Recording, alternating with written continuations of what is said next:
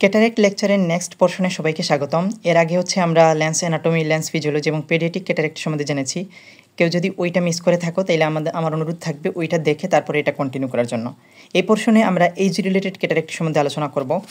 তো এখানে আমরা দেখতে পাচ্ছি এজ রিলেটেড ক্যাটারেক্টের মরফোলজিক্যাল টাইপস মেনলি তিনটা: কর্টিক্যাল, নিউক্লিয়ার এবং পোস্টেরিয়র সাবক্যাপসুলার। কর্টিক্যালটাই বেশি হয়ে থাকে 70%। রিস্ক ফ্যাক্টরের মধ্যে রয়েছে ইনক্রিজিং এইজ। ইনক্রিজিং এইজের কারণে কেন হচ্ছে ক্যাটারেক্ট ফর্মেশন হয় সেখানে চার্ট হিসেবে দেওয়া আছে। আমরা জানি হচ্ছে ইনক্রিজিং এজ হলে যায় এই যে সোডিয়াম পটাশিয়াম পাম্পটা সেটা নষ্ট হয়ে যায় এবং সোডিয়ামটা ভিতরে ঢুকে পটাশিয়ামটা বাইরে বেরিয়ে যায়, রিভার্সাল হয় এবং সেই কারণে হচ্ছে সোডিয়ামটা এটা কি এটা তার সাথে হচ্ছে পানিও নিয়ে যায়, যার কারণে লেন্সটা সোলেন হয় এবং এই লেন্সটা সোলেন হওয়ার কারণে ডিনেচারেশন অফ লেন্স প্রোটিন হয়, দেন ক্যাটারেক্ট ফর্মেশন হয়। তাছাড়াও একুয়াপুরিন এমপিপি মিউটেশন হতে পারে। তাছাড়াও এগুলো আছে, অ্যান্টিঅক্সিডেন্ট মেকানিজমটা কমে যায়। এটা হচ্ছে প্যাথোজেনেসিস অফ কর্টিক্যাল ক্যাটারেক্ট। কিন্তু নিউক্লিয়ার ক্যাটারেক্টে কী হয় সেটা আমরা জানি হচ্ছে যে লেন্সের দুই ধরনের প্রোটিন থাকে, ক্রিস্টালাইন প্রোটিন আর আরেকটা হচ্ছে অ্যালবুমিনয়েড প্রোটিন। ক্রিস্টালাইন প্রোটিন থাকে সলিবল প্রোটিন এবং অ্যালবুমিনয়েড যেটা এটা হচ্ছে ইনসলিবল প্রোটিন থাকে। তো নিউক্লিয়ার ক্যাটারেক্টে অ্যালবুমিনয়েড প্রোটিনের রিলেটিভ পরিমাণটা বেশি হয়ে যায় এবং যার কারণে ক্যাটারেক্ট ফর্মেশন হয়। এটা হচ্ছে প্যাথোজেনেসিস অফ নিউক্লিয়ার ক্যাটারেক্ট। তো ইনক্রিজিং এইজের কারণে এগুলো হতে পারে। সানলাইটের কারণেও কিন্তু হয়, কারণ সানলাইটে আমরা জানি ইউভি রে থাকে, আর ইউভি রে যত বেশি থাকবে তত লেন্স কী করে ইউভি রেটা হচ্ছে অ্যাবসর্ব করে, নইলে কিন্তু হচ্ছে রেটিনা নষ্ট হয়ে যেত। ইউভি রেটা কী করে প্যাথোলজিক্যাল চেঞ্জ ইন লেন্স করে, দেন ক্যাটারেক্ট ফর্মেশন হয়। সিভিয়ার ডায়রিয়াল ডিহাইড্রেশনেও ক্যাটারেক্ট ফর্মেশন হয়, কারণ এখানে ইলেকট্রোলাইট ইমব্যালেন্স হয়, আর আমরা জানি লেন্সে তার ট্রান্সপারেন্সি মেনটেনের জন্য ইলেকট্রোলাইট ব্যালেন্সটা মেনটেন করা খুবই দরকারি। তাছাড়া ভিটামিন এসিই ডেফিসিয়েন্সিও ক্যাটারেক্ট করে, কারণ ভিটামিন এসিই কী করে তার হচ্ছে লেন্সের ভিতরে অ্যান্টিঅক্সিডেন্ট মেকানিজমটাকে রক্ষা করে, যার কারণে হচ্ছে যে অপাসিটি ডেভেলপ করতে পারে না। ডায়াবেটিসের কারণে ক্যাটারেক্ট হয়। স্মোকিংও একটা ইম্পর্টেন্ট ফ্যাক্টর, কারণ স্মোকিং করলে এক ধরনের পিগমেন্ট জমা হয় লেন্সে, যার কারণে ক্যাটারেক্ট ফর্মেশন হয়। তাছাড়া কর্টিকোস্টেরয়েড জেনেটিক এগুলো হচ্ছে রিস্ক ফ্যাক্টরে আছে। প্রিসেনাল ক্যাটারেক্টের মধ্যে আমরা আগেই বলেছি hereditary diabetes mellitus, myotonic dystrophy, atopic dermatitis এগুলো হতে পারে। Mechanism of loss of transparency cortical এবং নিউক্লিয়ার ক্ষেত্রে আমরা এটা আগেই বর্ণনা করে ফেলেছি। এখানে দেখা যাচ্ছে হচ্ছে কর্টিক্যাল একটা। এরপর আমরা কিছু stage of maturation of cortical cataract জানতে হবে। তো এই জিনিসটা আমরা জানি, তো এই যে আগে থেকে আমরা জানি যে ইমম্যাচিউর, ম্যাচিউর এবং হাইপার ম্যাচিউর। এখানে কিছু স্টেজ, দুইটা স্টেজ হচ্ছে এক্সট্রা আছে, এটা হচ্ছে লেমেলার সেপারেশন, একটা হচ্ছে ইনসিপিয়েন্ট স্টেজ। তো ইনসিপিয়েন্ট স্টেজে সিগনিফিকেন্ট হচ্ছে ভিজুয়াল ইম্পেয়ারমেন্ট হয় না এবং এটা হচ্ছে ডাক্তারের কাছেও কিন্তু তেমন একটা আসে না। কিন্তু ইনসিপিয়েন্ট স্টেজটা আমাদের জানা লাগবে প্যাথোজেনেসিসের জন্য। এটাতে দুইটা পোর্শন আছে, মানে দুইটা ভাগে ভাগ করা হয়, একটা হচ্ছে কর্টিক্যাল আর একটা হচ্ছে পোস্টেরিয়র সাবক্যাপসুলার। তো কর্টিক্যালের ক্ষেত্রে সেটা কি হয় প্যাথোজেনেসিসটা, কর্টিক্যালের ক্ষেত্রে তার পেরিফেরি থেকে হচ্ছে অপাসিটিটা শুরু হয়, তার ভিজুয়াল অ্যাক্সেসে তেমন একটা প্রবলেম থাকে না এবং পেশেন্ট কিন্তু ভিজুয়াল ইম্পেয়ারমেন্টের কোনো হিস্ট্রিও দেয় না।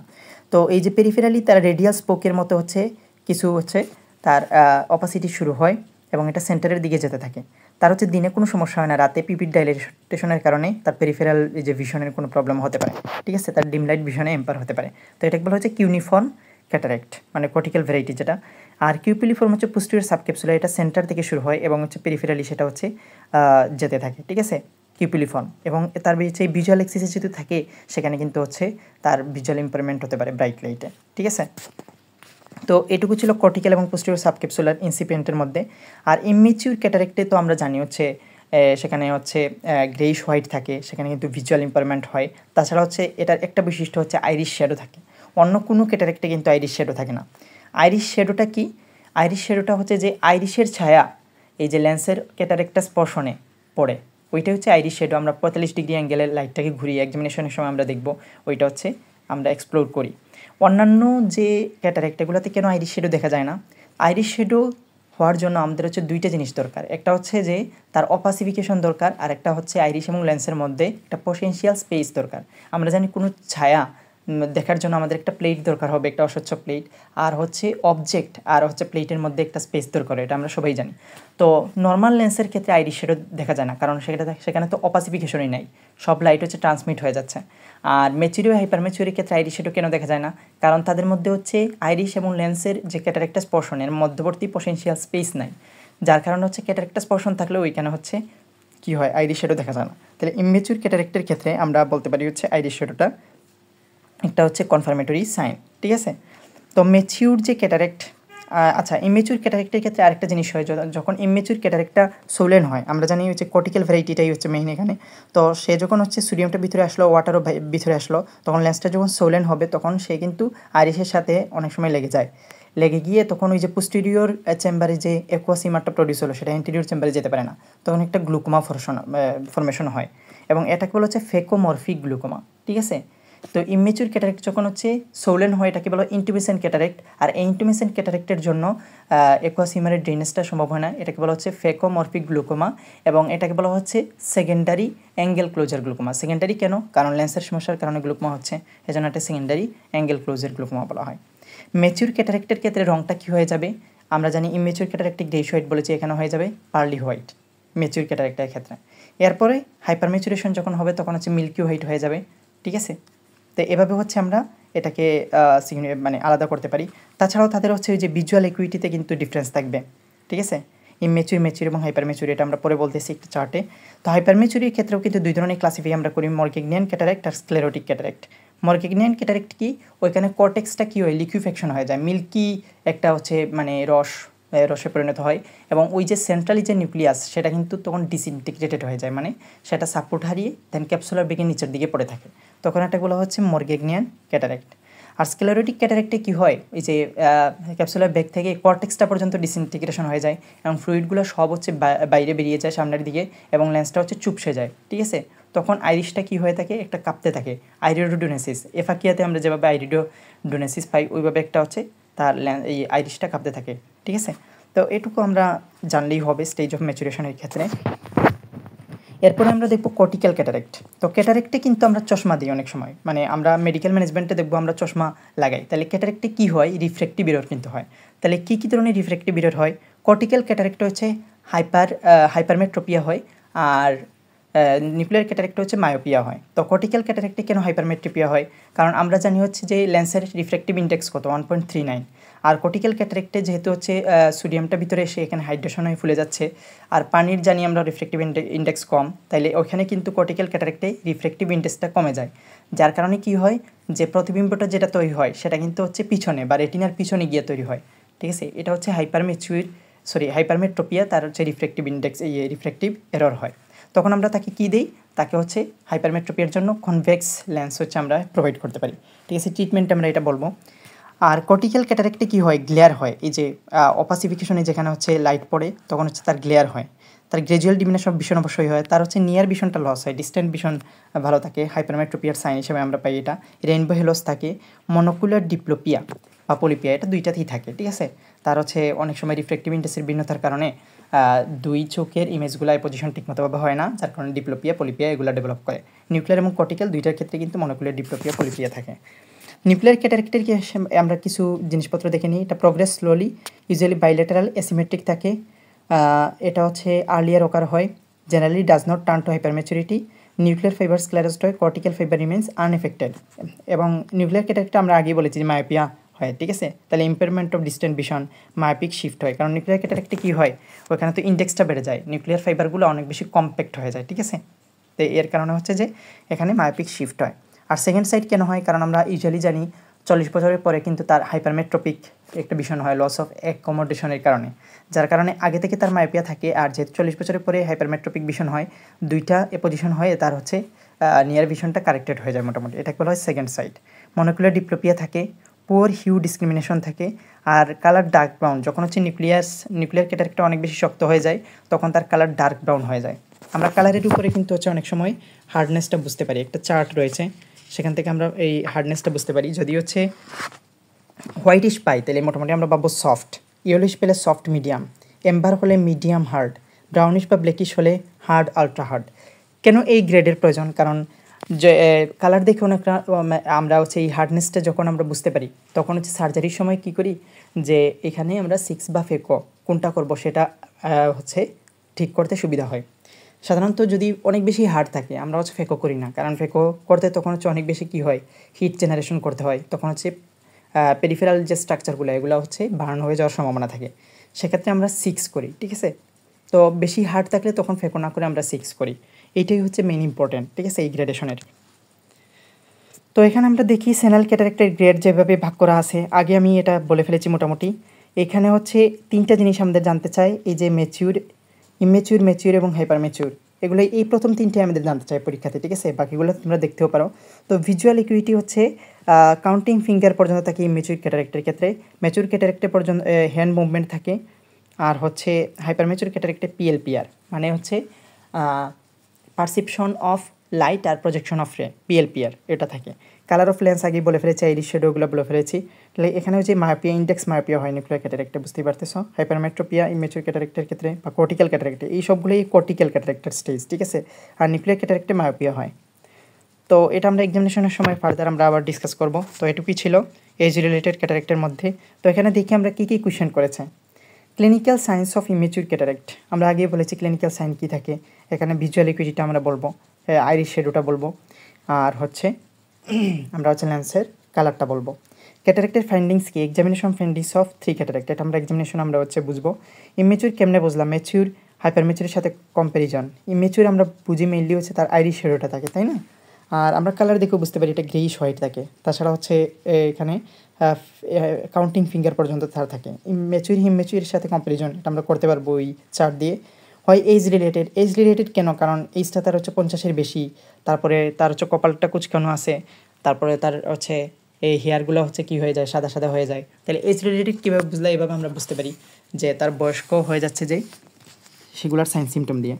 Why did you say it elderly, তো এটা আমরা বুঝলাম। আইরিশ শেডো কেন পাবা, আগেই বলেছি হাইপারমেচুরি আইরিশ শেডো থাকে না। কেন থাকে না, কারণ তার পটেনশিয়াল স্পেস থাকে না। অপাসিফিকেশন থাকে বাট পটেনশিয়াল স্পেস থাকে না। প্রিডিসপোজিং ফ্যাক্টর বলেছি, একটা ড্রাগ বলে যেটা ক্যাটারেক্ট হলো কর্টিকোস্টেরয়েড। কর্টিকোস্টেরয়েড কোন রুটের সাইড ইফেক্ট, ক্যাটারেক্ট, ঠিক আছে? এভাবেই আমরা হচ্ছে সবগুলোই আমরা বুঝতে পারি। আচ্ছা, এখন হচ্ছে আমরা এক্সামিনেশন অফ ক্যাটারেক্টাস পেশেন্ট সম্বন্ধে জানবো। এখন আমরা এক্সামিনেশন অফ ক্যাটারেক্টাস পেশেন্ট সম্বন্ধে আলোচনা করব, কারণ এটা আমাদের শর্ট কেসে থাকে।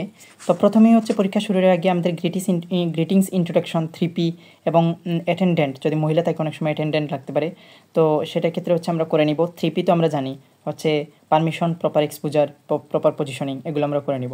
তারপর কিছু কোয়েশ্চেন আমাদের প্রথমে জিজ্ঞেস করতে হবে, আপনার কী সমস্যা, কোন চোখে সমস্যা, বয়স কত এবং ডায়াবেটিস আছে কিনা, ঠিক আছে? এবং মোস্ট ইম্পর্টেন্ট হচ্ছে এক্সামিনেশনের সময় কিন্তু আমাদের হচ্ছে 2টা চোখই কিন্তু এক্সামিনেশন করতে হবে, ঠিক আছে? এটা কিন্তু অনেক সময় দেখে। প্রথমে আমরা ভিজুয়াল ইকুইটিটা হচ্ছে ডিটারমাইন করে নিব। ভালো চোখটা ঢাকতে বলবো, ঠিক আছে? তাহলে যে চোখে সমস্যা তার ওই চোখ দিয়ে হচ্ছে দেখতে বলবো। তারপর অপর চোখও কিন্তু আমরা করবো, 2টাই করতে হবে।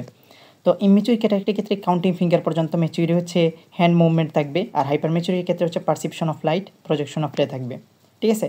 এখন যদি হচ্ছে তার স্নেলেন্স চার্ট দিয়ে তো আমরা করি, ঠিক আছে? 6 মিটার দূরে হচ্ছে পেশেন্টকে আমরা বসিয়ে দিই। তো সেক্ষেত্রে হচ্ছে আমাদের কী করতে হবে, তার যদি হচ্ছে 6/60, ঠিক আছে, ভিশন হয়, মানে সে উপরের লাইনটা শুধুমাত্র দেখতে পারে, তাহলে তো 6/60 লিখবো। যদি না দেখে দেন হচ্ছে আমরা কি 1 মিটার 1 মিটার করে হচ্ছে তার বাড়িয়ে মানে কাছে আনবো, ঠিক আছে? কাছে আনার পর 1/60, এরপরও যদি হচ্ছে উপরের লাইনটা হচ্ছে না দেখে দেন হচ্ছে তাকে আমরা কাউন্টিং ফিগারে যাব, ঠিক আছে? 1/60 পরে, তাহলে 1 মিটারের কম যদি হয়, তাহলে 1 মিটারের কম সাধারণত হচ্ছে 3 ফুটের কম।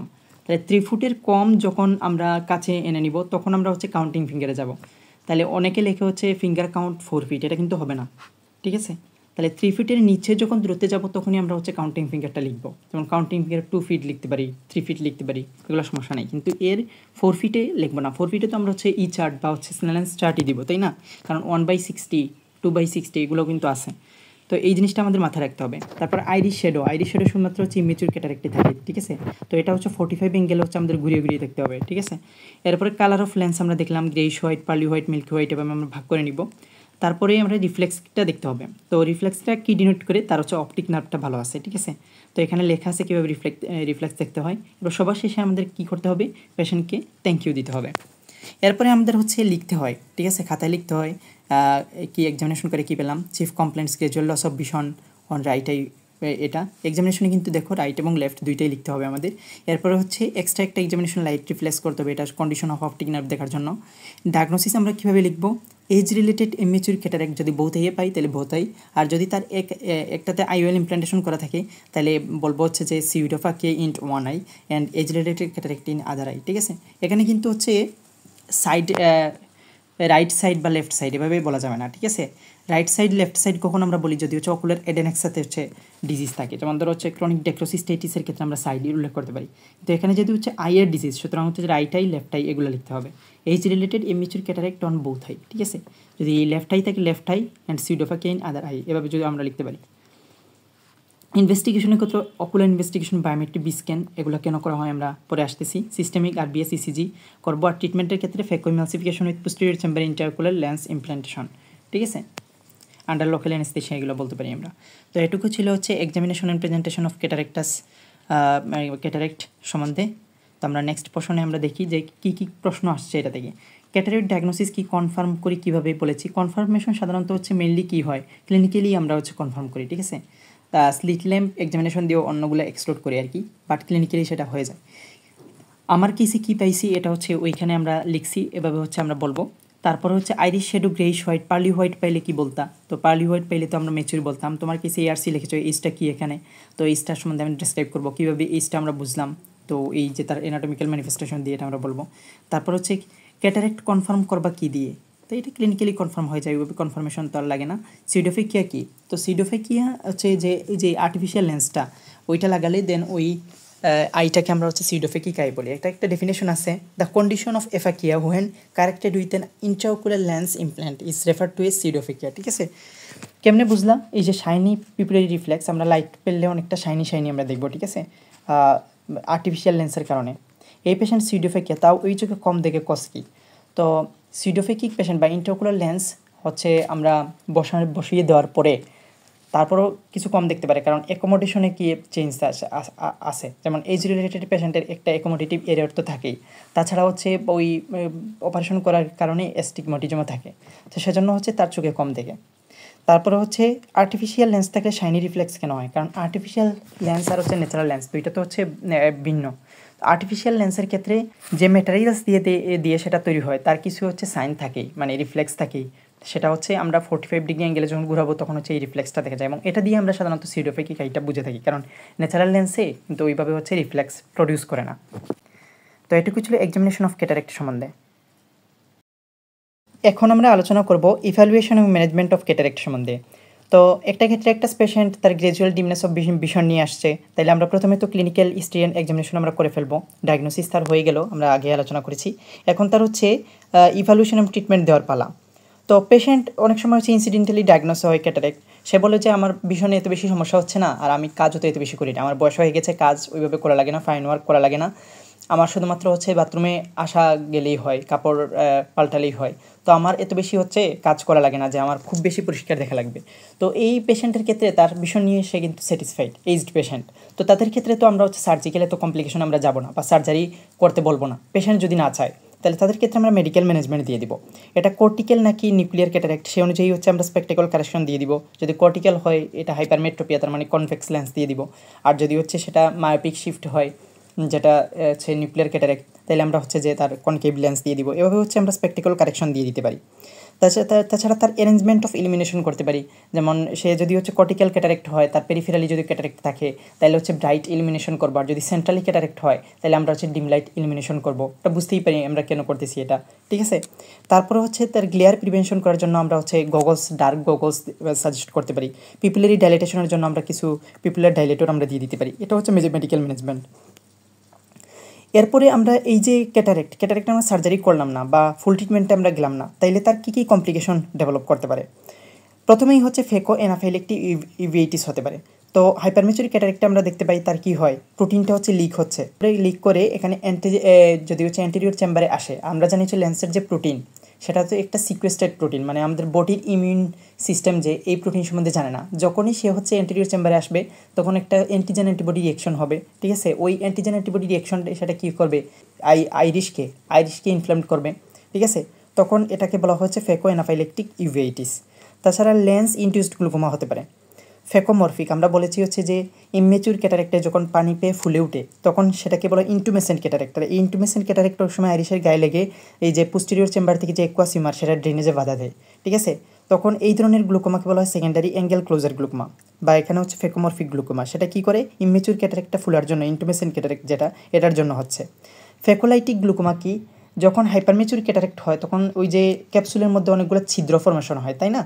তো এই ছিদ্র দিয়ে অনেক সময় কী হয়ে যায়, ছিদ্র দিয়ে লেন্স প্রোটিনগুলো বের হয়ে আসে, আর তখন ম্যাক্রোফেজ এগুলো লেন্স প্রোটিনকে এনগালফ করে এবং এগুলা গিয়ে তখন হচ্ছে আবার ট্রাবেকুলার মেশরকে গিয়ে আটকে থাকে, তখন এটাকে একটা গ্লুকোমা সৃষ্টি করবে। এই গ্লুকোমাকে বলা হচ্ছে সেকেন্ডারি ওপেন অ্যাঙ্গেল গ্লুকোমা, ঠিক আছে। এটা হচ্ছে ফেকোলাইটিক হাইপারমেচুর ক্যাটারেক্টে হয়।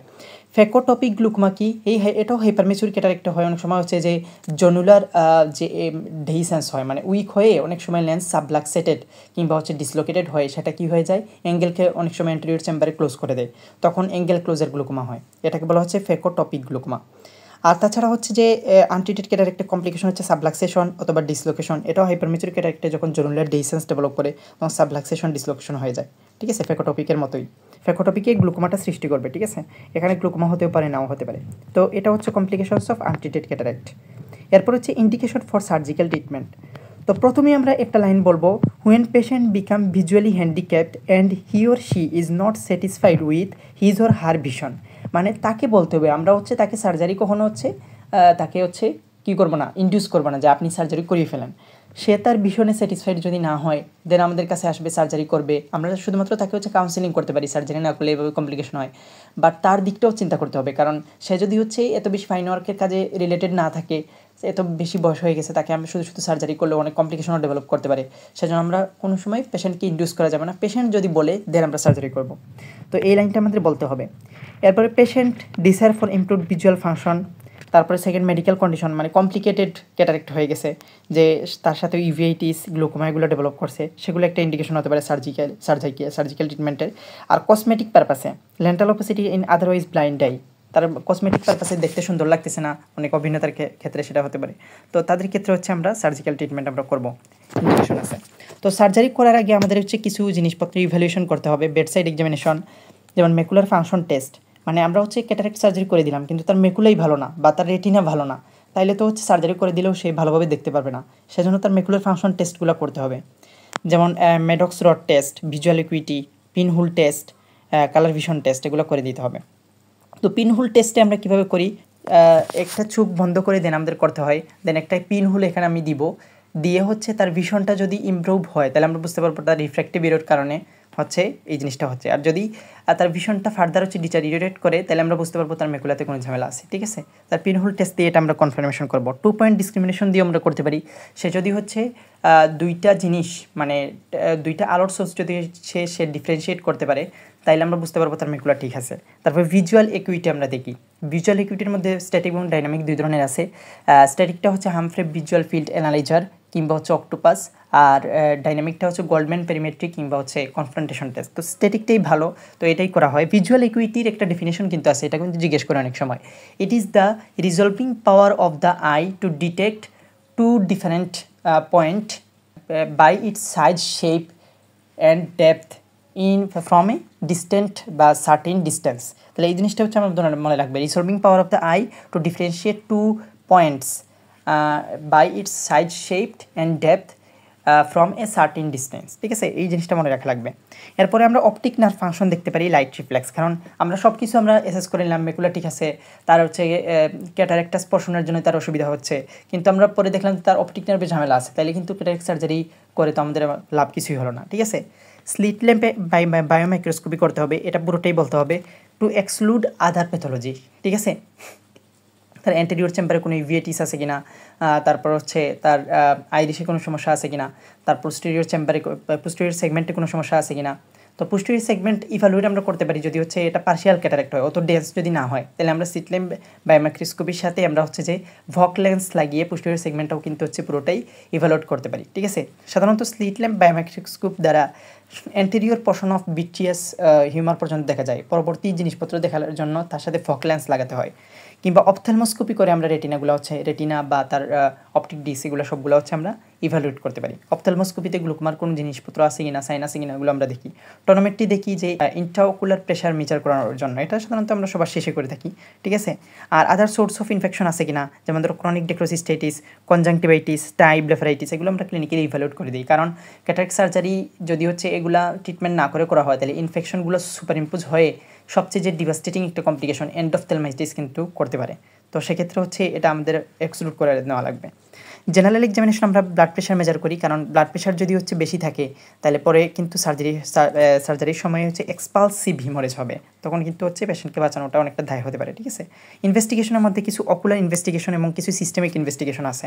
তো অনেকেই ইনভেস্টিগেশনের সময় সিবিসি বলে, এটা কখনো বলা যাবে না, কারণ এখানে আমরা হচ্ছে লোকাল অ্যানেস্থেশিয়া দিয়ে হচ্ছে সার্জারিটা করতেছি। সেক্ষেত্রে আমাদের হচ্ছে জিএ ফিটনেসের যে ইনভেস্টিগেশনগুলো তো আমাদের করার দরকার নেই এবং কেউ করে না, স্যারেরা কিন্তু রাগ করে। অকুলার ইনভেস্টিগেশনের মধ্যে ভি স্ক্যান করি। ভি স্ক্যান আমরা তখনই করি, আমরা একটু পরে এখানে আসবো। এই যে এখানে আমরা বললাম ভি স্ক্যান তখনই করি যখন ডেন্স ক্যাটারেক্ট থাকে এবং পোস্টেরিয়র সেগমেন্টটা ঠিকমতোভাবে ইভালুয়েট করা যায় না, অপথ্যালমোস্কোপ দিয়ে করা যায় না বা স্লিট ল্যাম্প বায়োমাইক্রোস্কোপ দিয়েও করা যায় না, তখন আমরা হচ্ছে ভি স্ক্যান করি। এটা একটা আলট্রাসোনোগ্রাম, এর দুইটা মোড আছে, একটা হচ্ছে বি মোড এবং একটা হচ্ছে এ মোড। দুইটা মোডেরই কিন্তু এখানে অ্যাপ্লিকেশন আছে। তো বি স্ক্যান করা হয় মেনলি হচ্ছে এক্সক্লুড দ্য পোস্টেরিয়র সেগমেন্টের যে জিনিসগুলো আছে, যেমন রেটিনাল ডিটাচমেন্ট আছে কিনা, বিটিএস ইমারেজ, বিটিএস ডিজেনারেশন কিংবা রেটিনোব্লাস্টোমা, এগুলো থাকলে তো ক্যাটারেক্ট সার্জারি করার পরে সে ভালো মতো দেখতে পাবে না। সেজন্য হচ্ছে ডেন্স অপাসিটি যে যার ক্ষেত্রে আছে, যাদের ক্ষেত্রে অপথ্যালমোস্কোপি কিংবা স্লিট ল্যাম্প বায়োমাইক্রোস্কোপি দিয়ে আমার পোস্টেরিয়র সেগমেন্ট ইভালুয়েট করা যাচ্ছে না, তখন আমরা হচ্ছে বি স্ক্যান দিয়ে এগুলো এক্সক্লুড আমরা করি। ঠিক আছে, তাছাড়া অকুলারের মধ্যে হচ্ছে বায়োমেট্রিক করি। বায়োমেট্রিক কেন করি? বায়োমেট্রিক করি হচ্ছে যে তাকে যে আমরা ইন্ট্রাঅকুলার লেন্স দিব সেই লেন্সের পাওয়ার কত হবে সেটা ডিটারমিন করার জন্য। বায়োমেট্রিক কিন্তু শর্ট নোট হিসেবেও আসে, তাহলে ডেফিনেশন আমাদের পার্থ হবে the process by which intraocular lens power is determine. Indication হচ্ছে ক্যাটারাক্ট সার্জারি আগে ইন্ট্রাঅকুলার লেন্সের পাওয়ার মেজার করার জন্য এটা আমরা ব্যবহার করি। প্যারামিটার কি? কর্নিয়াল কার্ভেচার, এটা আমরা লাগবে। কর্নিয়াল কার্ভেচার কতটুকু আছে তার উপর ভিত্তি করে কিন্তু আমরা সাইড টাইপটা মিলিয়ে রেখে দেন হচ্ছে আমাদের কী করতে হবে, তাকে ইন্টারকুলার লেন্স দিতে হবে। এক্সিয়াল লেংথ এটা হচ্ছে মাপি আমরা হচ্ছে এ স্ক্যান আলট্রাসোনোগ্রাফি দিয়ে। আমরা এর আগেই বলছিলাম যে হচ্ছে বি স্ক্যান আছে, আবার এ স্ক্যানও আছে। তো এই স্ক্যানটা হচ্ছে এক্সিয়াল লেংথ মাপার জন্য হচ্ছে ব্যবহার করা হয়। এক্সিয়াল লেংথ কতটুকু আমরা হচ্ছে এই যে কর্নিয়ার যে হাইয়েস্ট পয়েন্ট সেটা থেকে হচ্ছে অপটিক ডিস্ক পর্যন্ত যে লেংথ সেটা হলো axial length. Normal axial length সাধারণত 24 মিলিমিটারই থাকে। ঠিক আছে, তো এখানে পেশেন্টের এক্সিয়াল লেংথ কত সেটা আমরা স্ক্যান আলট্রাসোনোগ্রাফি দিয়ে আমরা বের করবো। আর একটা এ কনস্ট্যান্ট থাকে। তো বায়োমেট্রি করার জন্য হচ্ছে বা পাওয়ার বের করার জন্য ইন্টারকুলার লেন্সের সেটার সূত্র হচ্ছে পি ইকুয়াল টু এ, এখানে এ কনস্ট্যান্ট মাইনাস 2.5 এল, এলটা হচ্ছে এক্সিয়াল লেংথ। ঠিক আছে, মাইনাস 0.9 কে, কে মানে কর্নিয়াল কার্ভেচার, এটা কেরাটোমিটার দিয়ে বের করা হয়, এটা কিন্তু কোশ্চেনে ডাকে। তাহলে অকুলার ইনভেস্টিগেশন আমাদের চলে গেল। এরপরে আমরা কিছু সিস্টেমিক ইনভেস্টিগেশন করবো, যেমন আরবিএস ইসিজি। তো আরবিএস করা হয় যে কোনো ডায়াবেটিস মেলাইটাস আছে কিনা, মানে ডায়াবেটিস মেলাইটাস যদি থাকে তার ইনফেকশন হওয়ার কিন্তু চান্স আছে। ঠিক আছে, এটাও করা হয়। এন্ডোপথ্যালমাইটিস যাতে না হয়, পোস্ট অপারেটিভ এন্ডোপথ্যালমাইটিস। তাছাড়া হচ্ছে তার হিলিং যে প্রসিডিউরটা হিলিং ঠিকমতোভাবে হবে কিনা সেটা করার জন্য আমরা ডায়াবেটিস মেলাইটিস হচ্ছে এক্সক্লুড করতে হয়। ইসিজিও করাতে হার্টের কন্ডিশন ঠিকমতোভাবে আছে কিনা, কারণ লোকাল অ্যানেস্থেসিয়ার একটা কমপ্লিকেশন হার্টেও কিন্তু যায়। ঠিক আছে, তো এই ইনভেস্টিগেশন আমাদের করে ফেলা লাগবে। এরপরে আসি হচ্ছে আমাদের cataract surgery. Cataract surgery position এই যে চিত্রতে আমরা দেখতে পাচ্ছি, পেশেন্ট সুপাইন পজিশনে থাকবে, সার্জন হচ্ছে হেড এন্ডে থাকবে। ঠিক আছে, বসে সে হচ্ছে করবে, এটা ফেকোমিওসিফিকেশনের চিত্র আমরা দেখতে পাচ্ছি। এরপরে হচ্ছে আমরা টাইপস অফ ক্যাটারাক্ট সার্জারি। তো টাইপস অফ ক্যাটারাক্ট সার্জারি এখানে 4টা জিনিস দেখা যাচ্ছে: কাউচিং, আর্লি ক্রুড ইসিসি, আইসিসি এবং ইসিসি। ইসিসির মধ্যে আবার 2 ধরনের আছে, একটা হচ্ছে সুচার দিয়ে, কনভেনশনাল, এটা সুচার দিয়ে করা লাগে, আর সুচারবিহীন হচ্ছে 6 স্মল ইনসিশন ক্যাটারাক্ট সার্জারি, ফেকোইমালসিফিকেশন এবং ফেকোনিট। তো কাউচিংটা হচ্ছে সুশ্রুত আবিষ্কার করেছিলেন ইন্ডিয়ার এবং 18th সেঞ্চুরি পর্যন্ত এটাকে প্র্যাকটিস করা হয়ে থাকে। তো এটাতে কি করা হয়, এই যে লেন্সটা অপাসিফাইড যে লেন্সটা সেটা কি করা হয়, পোস্টেরিয়র সেগমেন্টে এটা ডিসলোকেট করে দেওয়া হয়, মানে কোনো যন্ত্রের সাহায্যে পোস্টেরিয়র সেগমেন্ট ডিসলোকেট করে দেওয়া হয়। খুবই হচ্ছে একটা ডেঞ্জারাস একটা প্রসিডিউর। অ্যানেস্থেশিয়া আবিষ্কার হওয়ার আগে যেভাবে হচ্ছে হাত পা ধরে তাকে হচ্ছে অপারেশন করা হতো, তেমনি হচ্ছে এই জিনিসটাও এরকম, বাবা হচ্ছে জোর করে তার অপাসিফাইড লেন্সটাকে ডিসলোকেট করে দিতে হয়। এটার অনেক কমপ্লিকেশন আছে। ঠিক আছে, তো এই জিনিসটা এখন আর আমাদের প্র্যাকটিস করা হয় না, তারপরে জানার জন্য আমরা বললাম এটি আর্লি ক্রুড ইসিসি। এটাও হচ্ছে 1700 সামথিং সালে হচ্ছে এটা প্র্যাকটিস করা হতো, কিন্তু এটার অনেক কমপ্লিকেশন ছিল, মানে 1745 সালে অনেক কমপ্লিকেশন ছিল, এই জন্য এটা আর কোনো পপুলার হয়নি। তারপরে আসলো হচ্ছে আইসিসি। ঠিক আছে, তো আইসিসি মোটামুটি হচ্ছে যে 70 থেকে 80 বছর আগে কিন্তু আইসিসি ছিল। ঠিক আছে, টোটাল অপাক লেন্সকে কী করা হতো, ক্যাপসুলার ব্যাগ সহ আউট করে নিয়ে আসা হতো। এই যে টোটাল অপাক লেন্সকে ক্যাপসুলার ব্যাগ সহ আউট করে নিয়ে আসা হতো, এটা ছিল আইসিসি। ঠিক আছে, তো আইসিসির অনেকগুলো সুবিধা ছিল, অসুবিধাও ছিল। এরপরে হচ্ছে আমাদের ইসিসি আসে 1949-এর 29 নভেম্বর। ঠিক আছে, ফার্স্ট আইওএল ইমপ্ল্যান্টেশন করা হয়, ব্রিটিশ অপথ্যালমোলজিস্ট প্রথমে করেন। ঠিক আছে, তো এটাতে ক্যাপসুলার বেগ সাধারণত থাকে, ঠিক আছে। তো এটার ভিতরে আছে আইওএল আমরা ইমপ্লিমেন্টেশন করি। তো এটা সুচারবিহীন এবং সুচার সহ হতে পারে। সুচারবিহীন 3টা আছে, 6 ফ্যাকোইমাসিফিকেশন, ফ্যাকোনিট এবং সুচার দিয়ে কনভেনশনাল করা লাগে। তো সুচারের কিছু কমপ্লিকেশন আছে এখানে, সেজন্য হচ্ছে আমরা এখন বর্তমানে যে দুইটা চলতেছে এটা হচ্ছে 6 এবং ফ্যাকোইমাসিফিকেশন। পরীক্ষায় যদি জিজ্ঞেস করে ক্যাটারাক্ট সার্জারি কী কী আছে, তাহলে আমরা 6 এবং ফ্যাকোইমাসিফিকেশন এই দুইটাই বলবো। এত কমপ্লিকেশনে যাওয়ার দরকার নেই, ঠিক আছে। এগুলো হচ্ছে আমরা জানার জন্য জাস্ট বললাম। Difference between ICC and ECC, এটাও মোটামুটি জানার জন্য অনেক স্যাররা জিজ্ঞেস করতে পারেন। তো আইসিসি আমরা জানি ক্যাপসুলার বেগ সহ হচ্ছে লেন্সটাকে হচ্ছে আমরা নিয়ে আসলাম, আর ইসিসি হচ্ছে ব্যাগটা আমরা রেখে শুধুমাত্র লেন্স মেটারটা বের করে নিয়ে আসি, তাই না। তো আইসিসি হচ্ছে এই যে 70 থেকে 80 বছর আগে আইসিসি করা হতো, এবং আইসিসি যে ক্যাম্পেইন করা হতো ওটাকে অনেক সময় চক্ষু শিবির বলা হতো, ঠিক আছে। এবং আইসিসি কম টাইম লাগে, তার হচ্ছে যে এত বেশি যেহেতু হ্যান্ডেলিং বেশি হয় না, তার এত বেশি হচ্ছে কি হয় কমপ্লিকেশন হয় না, যেমন স্ট্রাইট কেরাটিপ্যাথি, কর্নিয়াল ইডিমা, এগুলোর ডেভেলপমেন্ট হওয়ার চান্স খুবই কম, ঠিক আছে। আর আইসিসি যেহেতু হচ্ছে পুরো লেন্স ক্যাপসুলার বেগ আমরা হচ্ছে বের করে নিয়ে আসছি, তার ক্ষেত্রে কিন্তু একটা স্পেকটেকল কারেকশন দেওয়া লাগে, এবং এই স্পেকটেকল কিন্তু মোটামুটি +10 ডায়োপ্টারের মতো দেওয়া লাগে, এবং এতে ভিজুয়াল ফিল্ড পুরোপুরি কভার হয় না, চশমা পড়ে গেলে খুঁজে পাওয়া যায় না। এরপর থেকে এই কমপ্লিকেশন চিন্তা করে ইসিসি আসে।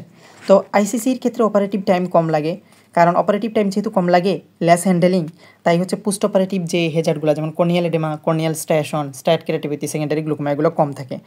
আর হচ্ছে এখানে পোস্টেরিয়র যেহেতু ক্যাপসুলার বেগ আমরা নিয়ে আসছি, 5 নম্বর পয়েন্ট দেখো, এখানে পোস্টেরিয়র ক্যাপসুলার অপাসিটিও হয় না তেমন, লার্নিং কার্ভ কম। তাহলে প্রথম দুইটা এবং লাস্টের দুইটা, এই দুইটা কিন্তু আইসিসি এর একটা অ্যাডভান্টেজ বলতে পারি। আর মাঝখানের যে দুইটা, এগুলো হচ্ছে ডিসঅ্যাডভান্টেজ। এই যে স্পেকটেকল ব্যবহার করা লাগে +10 ডায়োপ্টারে, এটা কিন্তু স্পেকটেকল একবার পড়ে গেলে সেটা আবার সহজে খুঁজেও পাওয়া যায় না। আর যেহেতু আমরা ক্যাপসুল সহ লেন্স পুরোটা নিয়ে আসতেছি, তাহলে পোস্টেরিয়রলি কী থাকে, ভিট্রিয়াস হিউমার থাকে, এই ভিট্রিয়াসটা কিন্তু লস হয়ে যেতে পারে। আর ভিট্রিয়াস লস বা প্রলাপস হলে তখন হচ্ছে রেটিনাল ডিটাচমেন্টেরও চান্স আছে, যেটা হচ্ছে ইসিসিতে হয় না। তাইলে আমরা ইসিসি এর দুইটা হচ্ছে আমরা উপকারিতা জানলাম, এখানে স্পেকটেকল ব্যবহার করা লাগে না, আর ভিট্রিয়াস লস প্রলাপস বা রেটিনাল ডিটাচমেন্টের হওয়ার চান্সও কিন্তু কম, যেটা হচ্ছে আমরা মোস্টলি চাই আর কি। আর অন্যান্য সুবিধাগুলো দেখতে পেলে আইসিসির অপারেটিভ টাইম কম, less handling, post operative complication কম, পিসিও হয় না, লার্নিং কার্ভ কম, কিন্তু আমরা যে দুইটা মেনলি চাই এই দুইটা জিনিস কিন্তু ইসিসি প্রোভাইড করে, এজন্য ইসিসিটা চলে আসছে এখন। এরপরে আসি আমরা হচ্ছে যে ইসিসি এর মধ্যে দুইটা জিনিস এখন চলে, 6 এবং হচ্ছে ফেকো। 6 মানে স্মল ইনসিশন ক্যাটারাক্ট সার্জারি, আর হচ্ছে ফেকোইমাসিফিকেশন। তো এই দুইটার মধ্যে পার্থক্য কী? এই দুইটার মধ্যে কিছু অ্যাডভান্টেজও আছে এবং কিছু ডিসঅ্যাডভান্টেজও আছে, ঠিক আছে। তো 6-এ কী করা হয়, 6-এ একটা হচ্ছে ইনসিশন দেওয়া হয় স্ক্লেরাতে, আপার স্ক্লেরাতে একটা ইনসিশন দিয়ে, একটা হাফ থিকনেস ইনসিশন দিয়ে এখানে টানেল করা হয়, টানেল করে এরপরে হচ্ছে কর্নিয়াতে গিয়ে আরও হাফ থিকনেস ইনসিশনটা পূরণ করা হয়। আর ফেকোতে কী করা হয়, ক্লিয়ার কর্নিয়াল ইনসিশন দেওয়া হয়, এই যে এভাবে টানেল ফর্মেশন না করে ক্লিয়ার কর্নিয়াল ইনসিশন দেওয়া হয়, ঠিক আছে। এই দুইটা প্রসিডিউরে কিন্তু হচ্ছে কোনো সুচার করা লাগে না, কনভেনশনালে সুচার লাগতো। তো 6-এ কী হয়, 6-এ কিন্তু ইনসিশনের সাইজটা অনেক বেশি, 8 মিলিমিটার ইনসিশন, আর ফেকোতে হচ্ছে আরও কম, 3 মিলিমিটার ইনসিশন দিয়ে দিলেও হচ্ছে। ফেকোনিটে আরও কম, 1 মিলিমিটার অথবা 0.9 মিলিমিটার। তাইলে 6-এ ইউনিভার্সাল অ্যাপ্লিকেবিলিটি আছে, ঠিক আছে। কিন্তু ফেকোতে কী করা হয়, হার্ড ক্যাটারাক্ট করা যাবে না, আগেও বলেছি হার্ড ক্যাটারাক্ট করার জন্য বেশি শক্তি প্রয়োজন হয়, তখন এই যে পেরিফেরাল স্ট্রাকচারগুলো অনেক সময় বার্ন হয়ে যায়, সেজন্য হচ্ছে ফেকোতে আমরা যে ম্যাচুর বা হাইপার ম্যাচুর ক্যাটারাক্ট ফেকোতে করি না, কিন্তু 6-এ করা যায় এগুলো। 6 যেহেতু এত বেশি ছোটো ইনসিশন না, তাহলে লার্নিং কার্ভও তার কম। ফেকোতে যেহেতু হচ্ছে ফাইন ইনসিশন দেওয়া লাগে, তার লার্নিং কার্ভ বেশি থাকে। আর 6-এ হচ্ছে এটা মেশিন ডিপেন্ডেন্ট না, কিন্তু ফেকের জন্য কিন্তু আলাদা মেশিন লাগে, ঠিক আছে। 6-এ নিউক্লিয়ার ড্রপ হয় না, ফেকোতে অনেক সময় নিউক্লিয়ার ড্রপ হয়ে যেতে পারে, ঠিক আছে। 6 কস্ট ইফেক্টিভ, কারণ এত বেশি ফাইন না, আজ ফেকো যেহেতু অনেক বেশি ফাইন, মেশিন ডিপেন্ডেন্ট, এই জন্য ওটা কস্টলি প্রসিডিউর। প্রথম 5টা হচ্ছে 6-এর অ্যাডভান্টেজ, ঠিক আছে, ফেকোয়ের ডিসঅ্যাডভান্টেজ, এবং লাস্টের 5টা হচ্ছে 6-এর ডিসঅ্যাডভান্টেজ এবং ফেকোয়ের অ্যাডভান্টেজ, ঠিক আছে। কনজাংটিভাল কনজেশন কিন্তু হচ্ছে 6-এ থাকে 5 থেকে 7 দিন পর্যন্ত, ফেকোতে এটা মিনিমাম থাকে।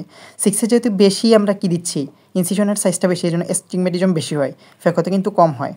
এবং এটাই হচ্ছে মেইন হচ্ছে পয়েন্ট, যেটার জন্য আমরা ফেকো করতে বেশি আগ্রহী হয়, কারণ ফেকোতে কম ইনসিশন বা ছোটো ইনসিশন দেওয়া লাগে, এই জন্য এস্টিগমেটিজম কম হয়, মূলত সেই জন্যই আমরা ফেকো করে থাকি। এবং পরীক্ষায় যদি বলে ফেকো আমরা কেন করি, প্রথমে এই পয়েন্টটা বলবো, কারণ স্যারেরা এই পয়েন্টটা হচ্ছে বেশি শুনতে চায়, যে এস্টিগমেটিজম কম হয়, ঠিক আছে। এরপর হচ্ছে তার কর্নিয়াল কমপ্লিকেশন কম হয় ফেকোতে, তাছাড়া হচ্ছে ভিজুয়াল রিহ্যাবিলিটেশন আর্লি হয়, তাছাড়া হচ্ছে টপিক্যাল অ্যানেস্থেসিয়া দিয়ে করা যায়। 6-এ ইনফিল্ট্রেশন অ্যানেস্থেসিয়া দিতে হয়, যেটা একটু হচ্ছে অসুবিধা করে আর কি। তাইলে এটুকু আমরা 6 এবং ফেকো এর দুইটার হচ্ছে আমরা অ্যাডভান্টেজ ডিসঅ্যাডভান্টেজ দুইটাই আমরা জানা নিলাম একটা চার্ট থেকে।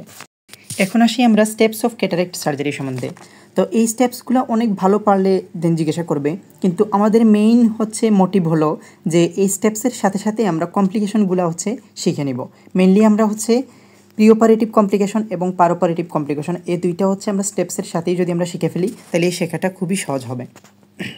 তো প্রথমে আমরা কী নিব, পেশেন্টের কনসেন্ট তো অবশ্যই নিতে হবে। প্রিঅপারেটিভ ইভ্যালুয়েশন আমরা করে নিলাম, প্রিঅপারেটিভ মেডিকেশনও দিতে হবে। মানে হচ্ছে তার পিপিল ডাইলেট করার জন্য আমরা 1 থেকে 1.5 ঘন্টা আগে তাকে কী করব, ডাইলেটেড ড্রপ দিব। ডাইলেটেড ড্রপ হিসেবে কি ইউজ করা হয়, ট্রপিকামাইড এবং হচ্ছে ফিনাইলেফেরিন। ট্রপিকামাইড হচ্ছে M3 যে রিসেপ্টর আছে কনস্ট্রিক্টর পিপুলি সেটাকে ব্লক করে, যার কারণে হচ্ছে কনস্ট্রিকশন হতে পারে না, এবং ফিনাইলেফেরিন আলফা 1 এগোনিস্ট হিসেবে কাজ করে এবং ডাইলেটর পিপুলিকে কন্ট্রাক্ট করে এবং এটা ডাইলেট করে। তো এইটা হচ্ছে আমরা 10 মিনিট পরপরই কিন্তু দিব, ঠিক আছে। এটা 1 থেকে 1.5 ঘন্টা আগে থেকে শুরু করব।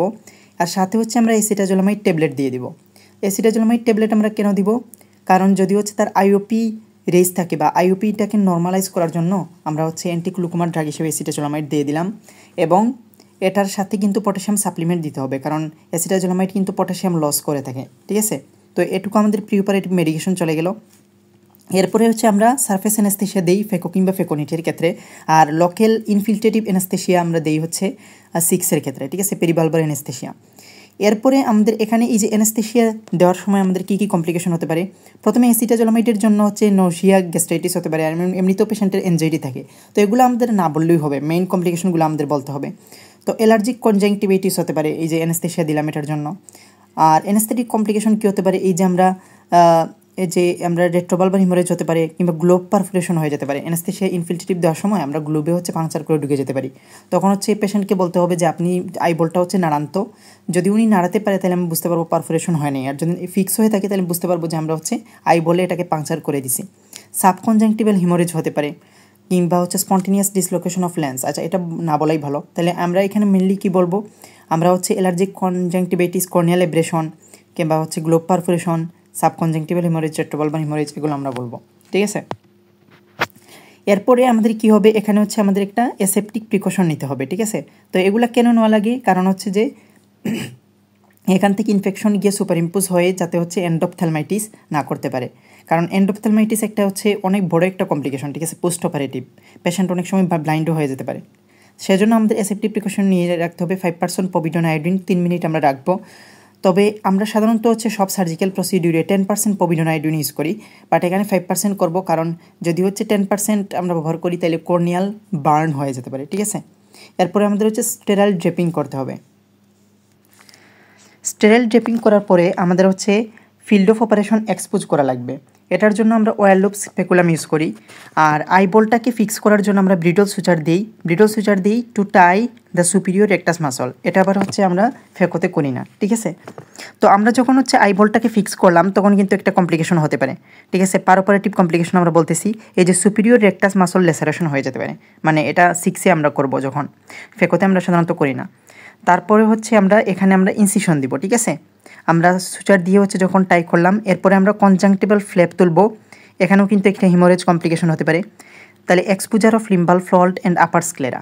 তাইলে আমরা আগেই দেখেছি যে হচ্ছে আমরা যখন এই যে অপারেশনটা করা হচ্ছে তখন ইনসিশনটা কোথায় দেওয়া হয়, তার হচ্ছে আপার স্ক্লেরাতে দেওয়া হয়, ঠিক আছে, কর্নিয়ার আপার স্ক্লেরাতে। পেশেন্ট সুপাইন পজিশনে থাকে। তো ইনসিশন দেওয়ার পরে কিন্তু হচ্ছে আমরা স্ক্লেরাটাকে ভালোভাবে মনে রাখবো, এটা কিন্তু আপার স্ক্লেরা, ঠিক আছে। তো আপার স্ক্লেরাতে ইনসিশনটা যে দেওয়া হয় সেটা কী ধরনের ইনসিশন আমি বলতেছি। তো ইনসিশনটা এই যে এখানে দেওয়া আছে, কার্ভিলিনিয়ার ইনসিশন দিতে পারি, স্ট্রেট দিতে পারি, ফ্রাউন দিতে পারি, শেভরন দিতে পারি। এই যে ইনসিশন এগুলো দেখানো আছে। তবে ফ্রাউন ইনসিশন এবং শেভরন বা ইনভার্টেড বি ইনসিশন দিলে সাধারণত মিনিমাল অ্যাস্টিগমেন্টিজম হয়, মানে অ্যাস্টিগমেন্টিজমটা মিনিমাম থাকে। সেজন্য এই দুইটা ইনসিশনে প্রেফার করি। আমরা মেইনলি হচ্ছে ফ্রাউন ইনসিশন দিই, এটা হচ্ছে খুবই প্রিফারেড একটা ইনসিশন। তো এই যে আমরা একটা ফ্রাউন ইনসিশন দিলাম কার্ভের মতো, তো এটা কীভাবে দেই, এইখানে হচ্ছে আমরা দিয়ে তারপর আমরা কি করি, হাফ থিকনেস টুকি, ঠিক আছে, স্ক্লেরার। এরপরে একটা টানেল ফরমেশন করি। এই টানেলটা ফরমেশন করে জেড শেপের একটা টানেল হবে। দেন হচ্ছে আমরা কর্নিয়াতে গিয়ে বাকি হাফ থিকনেস হচ্ছে আমরা ভিতরে ঢুকি, ঠিক আছে। এটা একটা জেড শেপ টানেল হলো। তাহলে এইভাবে কেন আমরা ইনসিশন দিই, যাতে হচ্ছে এই যে এখানের যে কনস্ট্রিকশন দুইটা আছে, জেডের যে দুইটা কনস্ট্রিকশন, ওইখানে একুয়াস হিমার যাতে হচ্ছে আটকে থাকে, বাইরে যাতে বেরিয়ে না আসে, মানে একুয়াস হিমার যাতে হচ্ছে মানে লিক না হয় পোস্ট অপারেটিভ, ঠিক আছে। তাহলে এই জন্য আমরা টানেল করে ইনসিশনটা দিই। তো এই ইনসিশনটা আমরা কী দিয়ে দিই, এটা হচ্ছে ক্রিসেন্ট নাইফ দিয়ে দিই, ঠিক আছে। ক্রিসেন্ট নাইফ দিয়ে ইনসিশনটা দিলাম। আর আমরা যখন হচ্ছে এন্টেরিয়র চেম্বারে ঢুকবো তখন এই কেরাটুম দিয়ে আমরা ঢুকবো, ঠিক আছে। আর এনলার্জারের ইউজ কোথায়, যখন হচ্ছে আমরা লেন্সের ভিতরের যে মেটেরিয়ালসগুলো সেগুলো হচ্ছে যখন আনতে যাব তখন এই 6 মিলিমিটারের একটা ইনসিশন দিই ক্যাপসুলে, ওইটাকে আরও বড় করে দেন হচ্ছে আমরা ভেকটিস দিয়ে আমরা এই নিউক্লিয়াসটা নিয়ে আসবো, ঠিক আছে। এনলার্জারের প্রয়োগ কিন্তু আছে। তো এই টানেল ফর্মেশনের সময় আমাদের কি হচ্ছে তোমার কমপ্লিকেশন হতে পারে, এখানে আমরা কমপ্লিকেশনটা দেখাচ্ছি।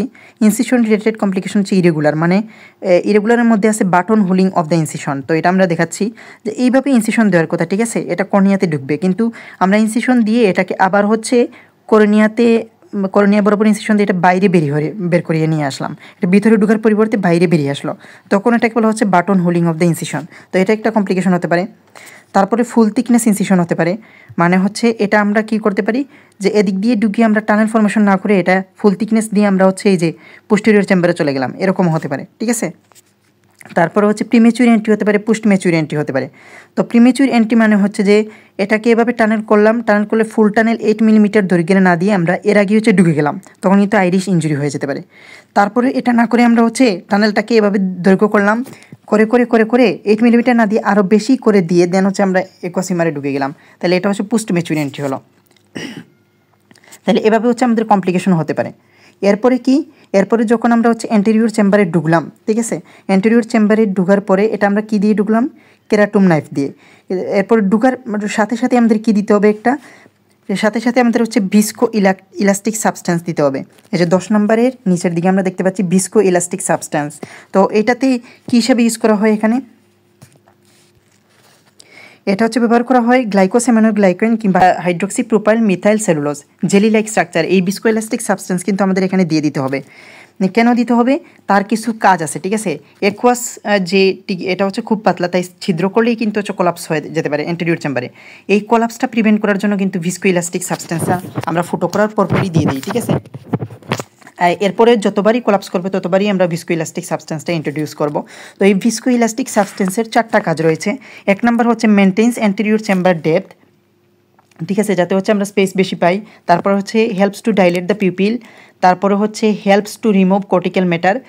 আর সবার শেষে হচ্ছে যদি পোস্টেরিয়র ক্যাপসুল টিয়ার হয় তাহলে তার সামনে চলে আসতে চাইবে, যেন না আসে সেজন্য ওখানে ভিস্কোইলাস্টিক সাবস্টেন্সটা পুশ করে দিই যাতে ভিট্রেসটাকে একটু ছাপায় রাখতে পারে, ঠিক আছে। এই 4টা কাজ হচ্ছে ভিস্কোইলাস্টিক সাবস্টেন্সের। এরপরে আমরা কী দিই, এখানে হচ্ছে একটা ডাই দিতে হবে, ঠিক আছে। ডাইটা কী হয়, একটা টাইফান ব্লু ডাই। এই ডাইটা কী করে, মানে এই যে ক্যাপসুলটাকে ব্লু করে দেয়, ঠিক আছে। কারণ ক্যাপসুলও সাদা, আবার লেন্সের মেটারও সাদা, যাতে আমরা কনফিউজ হতে না পারি, মানে ক্যাপসুলের এক্সিস করার পর যাতে আমরা কনফিউজ না হই কতটুকু কাটলাম বা কতটুকু হচ্ছে আমরা ডায়ামিটার ইনসিশন দিলাম, সেহেতু আগেই ক্যাপসুলটাকে কি ডাই দিয়ে আমরা ব্লু করে দিব, যাতে কতটুকু কাটলাম সেটা আমরা বুঝতে পারি, ঠিক আছে। এজন্য টাইফান ব্লু ডাই আমরা দিই। তাছাড়াও হচ্ছে টাইফান ব্লু ডাই ছাড়াও আমরা হচ্ছে পেশেন্টের ব্লাড কিংবা ফ্লুরোসেন্ট ডাই কিংবা আয়োডোসায়ান গ্রিন এগুলোও ইউজ করতে পারি, ঠিক আছে। এই ডাইটা আমরা 30 সেকেন্ড ধরে হচ্ছে রাখবো, যাতে হচ্ছে ক্যাপসুলটা পুরোপুরি স্টেইন নিয়ে নেয়। এরপরে আমরা কি করব, এটাকে ওয়াশ আউট করে ফেলবো, ঠিক আছে। একোয়াস হিউমার তো এখানে হচ্ছে ব্লু হয়ে যায়, তাহলে আমরা দেখতে পাবো না, ঠিক আছে। তাহলে একোয়াস হিউমার সহ এখানে হচ্ছে ওয়াশ আউট করে নিব। এবং ওয়াশ আউটের সময় আমরা কোন সলিউশন আমরা ইউজ করব, এটাতে হচ্ছে একোয়াস হিউমারের মতো একটা সলিউশন আমাদের ইউজ করতে হয়। এটা হচ্ছে ব্যালেন্সড সল্ট সলিউশন অথবা হচ্ছে হার্টম্যান সলিউশন, ঠিক আছে। তো এরপরে আমরা ঢুকার পরে এই যে এন্টেরিয়র চেম্বারে আসলাম, এখানেও কিন্তু কিছু কমপ্লিকেশন আমরা দেখে নেই। তো এখানে কি হতে পারে, এখানে কর্নিয়া ইনজুরি হতে পারে, ঠিক আছে। ডেসমেন্ট মেমব্রেন ডিটাচমেন্ট হতে পারে কিংবা এন্ডোথেলিয়াল ইনজুরি হতে পারে। এই যে কর্নিয়াল এন্ডোথেলিয়াল ইনজুরি, ওই এন্ডোথেলিয়াল ইনজুরি হলে দেন হচ্ছে একটা পোস্ট অপারেটিভ কমপ্লিকেশন কিন্তু স্ট্রেট কেরাটোপ্যাথি, ঠিক আছে। এটা আমরা পরবর্তী আলোচনা করব। তারপরে হচ্ছে আইরিশ ইনজুরি হতে পারে।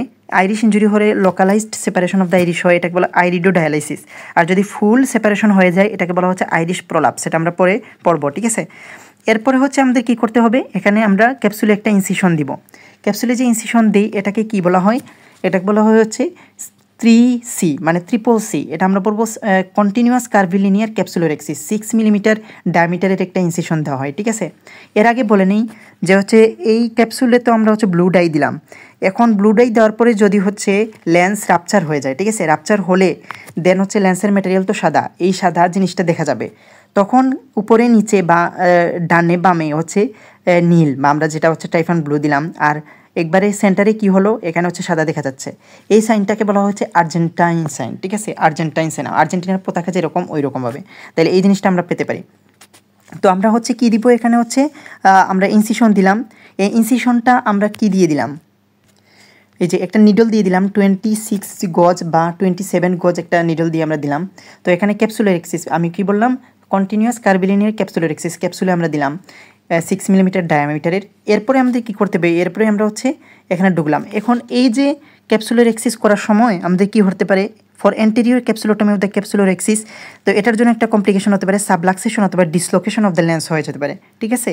তো এটাও কিন্তু হচ্ছে অনেক ইম্পর্ট্যান্ট একটা কমপ্লিকেশন। এরপরে হচ্ছে আমরা কি করব, ওই কর্টেক্স থেকে বা হচ্ছে লেন্স ম্যাটার থেকে ক্যাপসুলকে আলাদা করার জন্য আমরা হচ্ছে হাইড্রো ডিসেকশন করব। তো হাইড্রো ডিসেকশনে করার জন্য আমাদের কী করতে হবে, ওই যে 26 গজ ক্যানুলা দিয়ে আমরা হার্টম্যান সলিউশনটা হচ্ছে ইনজেক্ট করি। ইনজেক্ট করার পর এখানে লেন্স ম্যাটার থেকে ক্যাপসুলটা কী হয়, আলাদা হয়ে যায়। আলাদা করার পর এটা কিন্তু হচ্ছে ওই সলিউশনের উপর নিউক্লিয়াসটা হচ্ছে কি ভেসে ওঠে। ভেসে ওঠার পর ওই নিউক্লিয়াসটাকে আমরা কীভাবে হচ্ছে বের করব, তো এখানে তো 6 মিলিমিটার ওপেনিং আমরা করেছি, কিন্তু নিউক্লিয়াস তো 8 থেকে 10 মিলিমিটারের, ঠিক আছে। তো এটার জন্য আমরা কি করব, তখন হচ্ছে এনলার্জার দিয়ে আমরা ওই ওপেনিংটাকে আমরা কি করব, প্রয়োজন মতো এনলার্জ করব। এনলার্জ করার পর ওই নিউক্লিয়াসটাকে চামচের মতো একটা ভ্যাকটিস থাকে, ওই চামচের মতো ভ্যাকটিস ঢুকিয়ে নিউক্লিয়াসটাকে আমরা বের করে নিয়ে আসবো। এরপরে আমরা কর্টিক্যাল ম্যাটারটাকে কী করব, মানে হচ্ছে আমাদের বের করতে হবে। আমরা ইরিগেশন এবং এসপিরেশন ক্যানুলা ঢুকিয়ে সেগুলোকে আমরা হচ্ছে রিমুভ করে নেব। এখন ক্যাপসুলার ব্যাগ কিন্তু খালি। এই প্রসিডিউর করার সময় একটা কমপ্লিকেশন হতে পারে। মোস্ট একটা ইম্পর্টেন্ট কমপ্লিকেশন পারোপারেটিভ, নিচের দিকে আমরা দেখছি পিসিটি বা পোস্টেরিয়র ক্যাপসুলার রাপচার। এটা খুবই ইম্পর্টেন্ট পারোপারেটিভ একটা কমপ্লিকেশন। এই পোস্টেরিয়র ক্যাপসুলার রাপচার হলে দেন পিছনে কি আছে, বিটিএস হিউমার। তো এই বিটিএস বডিটা প্রলাপস হতে পারে, বিটিএস লস হতে পারে, নিউক্লিয়ার ড্রপ হতে পারে, সেখান থেকে রেটিনাল ডিটাচমেন্ট হতে পারে, ঠিক আছে। তাছাড়াও মানে যখন আমরা এই ইরিগেশন অ্যাসপিরেশন করব তখন কিন্তু জনুলার যে ফাইবারগুলো এগুলো কিন্তু হচ্ছে অনেকটা উইক থাকে, তো সেখানে জনুলার ডেইসেন্স হতে পারে, ঠিক আছে। সেখান থেকে হচ্ছে যে পুরো ক্যাপসুলটা ড্রপ হয়ে যেতে পারে, কোরয়েডাল হিমোরেজ হতে পারে। এগুলো কিন্তু ইম্পর্টেন্ট পারোপারেটিভ কমপ্লিকেশন। তো এগুলোর ট্রিটমেন্ট আমরা পরবর্তীতে হচ্ছে জানবো। তো এটুকু আমরা করে আনলাম। এখন এক্সট্রা হচ্ছে যে যদি আমরা ফেকো করে থাকি, তো ফেকো যদি আমরা করি তাইলে হচ্ছে আমাদের কী করতে হবে, ওই নিউক্লিয়াসটাকে ছোটো ইনসিশন দিয়ে কিন্তু বের করে নিয়ে আসতে হবে। তো ওই নিউক্লিয়াসটাকে আমরা কী করব, কাটবো, ঠিক আছে। ওই নিউক্লিয়াসটাকে আমরা ফ্র্যাগমেন্টেশন করাকে বলা হচ্ছে স্কাল্পটিং, ঠিক আছে। এরপরে আমরা কি করব, ওই মানে অনেকগুলো টুকরা করে দেন আমরা ইরিগেশন এসপিরেশন কাটিং করে নিয়ে আসবো।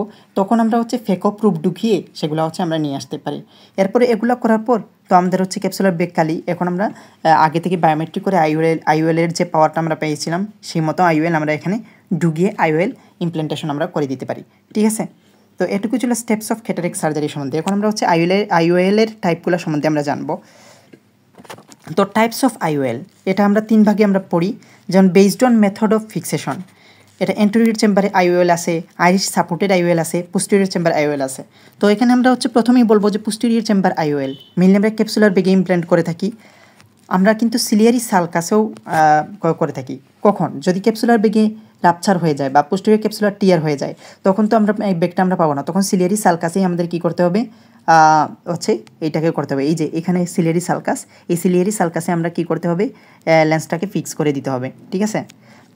কিংবা হচ্ছে যদি এটাও না হয়, সিলিয়ারি সালকাসেও যদি আমরা করতে না পারি তাহলে স্ক্লেরাল ফিক্সেশন আমরা করতে পারি। এই যে এখানে হচ্ছে স্ক্লেরা আছে, স্ক্লেরার সাথে হচ্ছে আমরা ফিক্স করে দিতে পারি, ঠিক আছে। তো যদিও এই তিনটাই করতে না পারি তাইলে হচ্ছে এন্টেরিয়র চেম্বারে আমরা আইরিশ সাপোর্টেড আইওএল বা পোস্টেরিয়র চেম্বারে আইরিশ সাপোর্টেড যে কোনোভাবেই আমরা হচ্ছে আইরিশ সাপোর্টেড আইওএল আমরা দিতে পারি, ঠিক আছে। এটাও যদি না হয় তাহলে আমরা এন্টেরিয়র চেম্বারে কর্নিয়ার সাথে ফিক্স করে আমরা আইওএলটা দিতে পারি। তো এন্টেরিয়র চেম্বারে যদি আমরা আইওএল দেই তাহলে তার কিন্তু ইউজিএইচ সিনড্রোম হবে, মানে ইউভিআইটিস, গ্লুকোমা এবং হচ্ছে তার হাইফিমা ডেভেলপ করতে পারে। কারণ যেহেতু হচ্ছে অ্যাঙ্গেলের কাছাকাছি আমরা দিচ্ছি, সেখান থেকে গ্লুকোমা কিংবা হচ্ছে আইরিশে ইঞ্জুরি হয় সেখান থেকে ইউভিআইটিস সেটা হতে পারে। তো এসিআইওএলে কিন্তু হচ্ছে ইউজিএইচ সিনড্রোমের সম্ভাবনা আছে। এরপরে depending on material of manufactured, ঠিক আছে। তো এটা রিজিড আইওএল আছে, ফোল্ডেবল। রিজিডটা হচ্ছে একদম রিজিড, মানে এটাকে কিছু করা যাবে না। আর ফোল্ডেবল মানে হচ্ছে তাই ফোল্ড করে এখানে ঢুকিয়ে দেওয়া যাবে বেগে, তারপর ওইখান থেকে সে আবার হচ্ছে আগের পজিশনে চলে আসতে পারবে, ঠিক আছে, এটার ভিতরে। তো রিজিডটা তৈরি করা হয় হচ্ছে যে ম্যাটেরিয়ালস দিয়ে, এটা হচ্ছে পলিমিথাইল মেথ অ্যাক্রাইলেট, ঠিক আছে। আর ফোল্ডেবল যেটা, এটাও সিলিকন অ্যাক্রাইলিক, হাইড্রোজেল কিংবা কোলামার হতে পারে। তো ফেকোতে সাধারণত ফোল্ডেবল করা হয়, কারণ ছোটো ইনসিশন তো, সেজন্য রিজিড আইওএলটা প্লেস করা সম্ভব না। ফোল্ডেবল করে ঢুকিয়ে ছোটো একটা ইনসিশন 3 মিলিমিটার ইনসিশন দিয়ে তারপরে হচ্ছে ওইখানে ঢুকিয়ে সে তার হচ্ছে পূর্বের অবস্থাতে আবার চলে যায়, ঠিক আছে। তাই এটা তো হচ্ছে কত 12 মিলিমিটার বা 10 মিলিমিটারের একটা লেন্স হয়ে থাকে, তাইলে সে 3 মিলিমিটারের একটা হচ্ছে ছিদ্র দিয়ে কি ঢুকতে পারবে না, তাকে হচ্ছে ফোল্ড করে দেন হচ্ছে ঢুকে নেওয়া হয়। আর 6-এ কী করা হয়, 6-এ হচ্ছে রিজিডটাই আমরা দিতে পারি, ঠিক আছে, রিজিডটা দেওয়া যাবে। তো বেসড অন ফোকাসিং এবিলিটি আছে monofocal, multifocal, extended depth, trifocal, এগুলোও আছে, ঠিক আছে। এটুকু হচ্ছে টাইপস অফ আইওএল। এরপরে আমরা দেখি হচ্ছে আইওএলের পার্টস কী কী। আইওএলের হচ্ছে দুইটা পার্টস, একটা হচ্ছে অপটিক পার্ট আর একটা হচ্ছে হেপটিক পার্ট। অপটিক পার্ট হচ্ছে ভিজুয়ালাইজেশনে সাহায্য করে, ট্রান্সপারেন্স। আর এখানে হচ্ছে যে হেপটিক পার্টটা, এই যে লেজের মতো পার্টগুলো দেখা যাচ্ছে, এগুলো হচ্ছে ফিক্সেশনে সাহায্য করে, ঠিক আছে। তো এটুকু ছিল টাইপস অফ আইওএল সম্বন্ধে। এরপরে হচ্ছে আমরা দেখি কী কী কোশ্চেন আছে। ক্যাটারেক্ট প্লাস ডিসি যদি একসাথে থাকে এই দুইটা, তাহলে আমরা কোনটা আগে করব? অবশ্যই আমাদের হচ্ছে ডেক্রোসিস্টাইটিস আগে ট্রিটমেন্ট করতে হবে ইনফেকশন এক্সক্লুড করার জন্য, কারণ এরপরে যদি ইনফেকশনটা আমরা ট্রিটমেন্ট না করি তাহলে তো এন্ডোপথেলমাইটিস, যেটা ভয়ঙ্কর একটা কমপ্লিকেশন হতে পারে। ইমেচিউর ক্যাটারেক্টে কেন ফেকো করলাম? ইমেচিউর ক্যাটারেক্টে আমরা ফেকো করব কারণ হচ্ছে যে এখানে কিন্তু ইমেচিউর ক্যাটারেক্টে এত বেশি হচ্ছে লেন্স হার্ড থাকে না, যার কারণে হচ্ছে আমরা সহজে কম শক্তি দিয়েই কিন্তু ইমেচিউর ক্যাটারেক্ট সার্জারি করতে পারি। কিন্তু মেচিউর বা হাইপার মেচিউরে যে লেন্স অপাসিফাইড হয়ে অনেকটা হার্ড হয়ে যায়, বেশি শক্তি দিয়ে ফেকো করলে তখন সারাউন্ডিং স্ট্রাকচার বার্ন হয়ে যেতে পারে, এই জন্য আমরা 6 করি এগুলাতে। আচ্ছা, immature treatment, mature treatment benefit কী? তারপর হচ্ছে রিজিড এবং ফোল্ডেবল লেন্স কোনটা ভালো? অবশ্যই হচ্ছে আমরা ফোল্ডেবল ভালো, কারণ ছোটো ইনসিশনের মধ্যে দিয়ে আমরা ঢুকিয়ে ফেলতে পারি, মানে ছোটো ইনসিশন দেওয়া হয় আর সেখানে হচ্ছে ফোল্ড করে হচ্ছে আমরা ঢুকিয়ে নিতে পারি, যার কারণে হচ্ছে যে এলার্জার দিয়ে তার হচ্ছে ইনসিশনকে বড় করার দরকার নেই, এস্টিমেটিজমও কিন্তু কম হয়। ফেকো কেন 6 থেকে ভালো? এটা আমরা আগেই বলে ফেলেছি। এফাকিয়ার ডেফিনেশন। তো এফাকিয়া হচ্ছে কখন হয়? যখন হচ্ছে আমরা কী করি, ওই লেন্সটাকে, ন্যাচারাল লেন্সটাকে রিমুভ করে আনি, তখন ক্যাপসুলার ব্যাগ থাকলেও এটাকে আমরা এফাকিয়া বলি। তো aphakia means absence of crystalline lens from the eyeball, ঠিক আছে, এটাকে হচ্ছে এফাকিয়া। অকুলার ফিচার কি এফাকিয়ার? সেটা হচ্ছে তার ডিপ এন্টেরিয়র চেম্বার থাকবে, জেট ব্ল্যাক পিপিল থাকবে, আইরিডোডোনেসিস মানে কাপাকাপি করবে আইরিশটা, তারপর স্কার মার্কেট অপারেশন সাইট, তারপরে হাই হাইপারমেট্রোপিক ফান্ডাস, যেহেতু লেন্স নাই সেজন্য হবে। লস অফ অ্যাকোমোডেশন হয় একটা অপারেশনের নাম, ক্যাটারেক্ট সার্জারি অবশ্যই। কেন হয়, কোনটাকে লস অফ অ্যাকোমোডেশন হয়? আমরা এই যে অট্রোপিন এবং হচ্ছে ট্রপিকামাইড দিলাম, পিপিলি ডাইলেটর, এগুলোর জন্যই হচ্ছে লস অফ অ্যাকোমোডেশন হয়, ঠিক আছে। এরপরে হচ্ছে বায়োমেট্রিতে কী দেখা হয়? অবশ্যই আমরা পাওয়ার অফ আইওএল মেজার করি। ফর্মুলাটা বলো কোনটা কি বলেছি। এখানে কে কি ক্যারাটোমেট্রি বা ক্যারাটোমিটার, কোন মেশিন দিয়ে করা হয়? ক্যারাটোমিটার। 6-এর স্টেপ আমরা বলেছি, ফেকোর সুবিধা বলেছি, ক্যাটারেক্টে আইওএলের টাইপ কম্পোজিশন বলেছি, অপটিক হেপটিকের ফাংশনও বলেছি, ক্যাটারেক্টুলার ডিসি কী করবা সেটাও বলেছি, কী কী টেস্ট দিব, আরবিএস কেন, আরবিএস হচ্ছে যে ইনফেকশন প্রিভেন্ট করার জন্য, হিলিং যাতে দ্রুত হয়, এগুলো এক্সক্লুড করার জন্য আমাদের আরবিএস দরকার, ডায়াবেটিস মেলাইটাসকে এক্সক্লুড করব। আরবিএস কন্ট্রোল না হলে কী সমস্যা হতে পারে? এই যে ইনফেকশন হতে পারে, ঠিক আছে, হিলিং ডিলে হতে পারে। তার অপটিক নার্ভে কী পাবো এই পেশেন্টের, ঠিক আছে, ট্রিটমেন্ট কী দিবা, এটা আমি ঠিক শিওর না, এটা একটু দেখে নিও। আমি যদি বলি অনলি ইরিগেশন অ্যাসপিরেশন করবো, তুমি রাজি? অনলি ইরিগেশন অ্যাসপিরেশন করা হয় কোনটাতে? অবশ্যই 6-এ, কারণ ফেকোতে তো হচ্ছে ইমালসিফিকেশন করা হয়, ঠিক আছে, কাটিং করা হয়। কী জন্য রাজি? যুক্তি দাও, বুদ্ধি করে বলো। ইরিগেশন করলে রিজিড নাকি ফোল্ডেবল লেন্স দিব? যদি অনলি ইরিগেশন অ্যাসপিরেশন আমরা করি তাইলে তো হচ্ছে বোঝা যাচ্ছে এটা হচ্ছে কি 6, তাহলে সেক্ষেত্রে আমরা রিজিড দিতে পারি, ঠিক আছে। ইমেচিউর ক্যাটারেক্টের ট্রিটমেন্ট না দিলে কি হবে? ওই যে কমপ্লিকেশনগুলো ডেভেলপ করবে, ফেকোএনাফাইলিটিক, ইভিআইটিস, তারপর গ্লুকোমা, এগুলো আমরা বলবো। এখানে ফেকোলাইটিক গ্লুকোমা প্রাইমারি নাকি সেকেন্ডারি? অবশ্যই সেকেন্ডারি, লেন্স ইনডিউসড গ্লুকোমা না। নেরো নাকি ওপেন অ্যাঙ্গেল? ফেকোলাইটিক যেটা এটা হচ্ছে ওপেন অ্যাঙ্গেল। মেকানিজম আগেই বলেছি। আফটার ক্যাটারেক্ট সার্জারি পেশেন্ট ভালো দেখবে কিনা? আফটার ক্যাটারেক্ট সার্জারি পেশেন্ট ভালো দেখবে না, সেটার জন্য কী কী ইনভেস্টিগেশন করবো? তো আগেই আমাদের দেখতে হবে পোস্টেরিয়র সেগমেন্টে কোনো কমপ্লিকেশন আছে কিনা, মেকুলাতে কোনো কমপ্লিকেশন আছে কিনা। ক্লিনিক্যালি ইভ্যালুয়েট করার পর আমরা বায়োমেট্রিক করে ওইটা দেখতে পারি। অপথেলমোস্কোপি করে যদি হচ্ছে পার্শিয়াল ক্যাটারেক্ট হয় তাহলে তো অপথেলমোস্কোপি করে হচ্ছে আমরা দেখে নিতে পারি, কিন্তু যদি হচ্ছে ড্যান্স ক্যাটারেক্ট হয় তাহলে তো পোস্টেরিয়র সেগমেন্ট ভিউ হবে না, তখন আমরা আমরা হচ্ছে বি স্ক্যান করে দেখতে হবে যে পোস্টেরিয়র সেগমেন্টে কোনো সমস্যা আছে কিনা। এটার ফাইন্ডিংস বলেছি আগে, এসআরকে ফর্মুলা ডিটেলস বলেছি। ক্যাটারেক্ট উইথ গ্লুকোমা এক্সেটিংয়ে করা যাবে কিনা? অবশ্যই এক্সেটিংয়ে করা যাবে, তবে আগে আইওপিটা কন্ট্রোল করতে হবে। ক্যাটারেক্ট সার্জারি না করলে কী হবে? এই যে কমপ্লিকেশন, গ্লুকোমা কোনটাতে কেমন হবে? গ্লুকোমা পেলে কী করবো? গ্লুকোমার ট্রিটমেন্ট হবে। এটা আইওপি মেনলি হচ্ছে আমরা আগে কী করবো? কন্ট্রোলে আনবো, দেন হচ্ছে সার্জারি করবো। এই পেশেন্টের এক পাশে ভিজুয়াল ফিল্ড 6/6 আর এ পাশে ক্যাটারেক্ট সার্জারির পর প্রবলেম হতে পারে। অ্যাকোমোডেশনে অবশ্যই প্রবলেম হবে। নিয়ার ভিশন কারেক্টের জন্য কোন লেন্স দিব। অ্যাগমেন্টেশনের প্রবলেম যেহেতু হয় নিয়ার ভিশনে কারেকশন করার জন্য আমরা কী দিই, যে হচ্ছে আমরা কনভেক্স লেন্স দিই, ঠিক আছে। তারপর হচ্ছে তোমার চশমা কী ধরনের কীভাবে কাজ করে এটা তো বলবাই তোমাদের মতো করে। হাইপারমেচুর ক্যাটারেক্টে কমপ্লিকেশন ফ্যাকোলাইটিক গ্লুকোমা মেকানিজম বলেছি।